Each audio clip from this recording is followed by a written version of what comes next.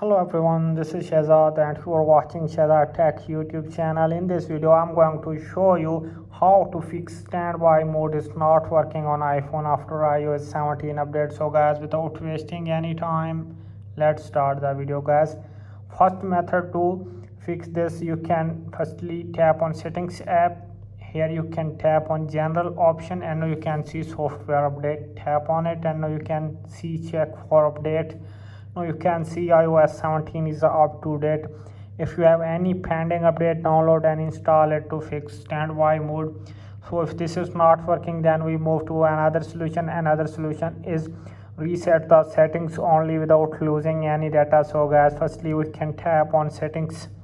Here we can go to general and now you can appear on the screen transfer or reset iPhone. Tap on it. Here you can see reset. Tap on it. Now you can see reset all settings. Tap on reset all settings to reset the settings only without losing any data. So guys, if this solution is not working, then we move to another solution. Another solution is force restart your iPhone. For force restarting, press and hold the volume up button, press and hold the volume button, and press and hold the power up button to slide to power off. After sliding it, your mobile will be turned off. After few seconds, you can press and hold the power button to restart your device and fix your problem. If this solution is not working, then we move to another solution. Another is go to settings here. Here you can go to standby.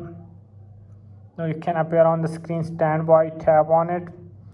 Turn it off for 30 seconds and now you can again turn it on. Make sure that all these features are turned on. Go back. Here you can go to control center, tap on flight mode and after 10 seconds turn off airplane mode, and here you can see orientation lock. Make sure that the orientation lock is turned off. So lock the iPhone and connect it with charger. And here you can see that standby mode is working on iPhone. So guys, I hope this video is helpful for you. If this video is helpful for you, then you subscribe my YouTube channel and press the bell icon for upcoming videos. Thanks for watching.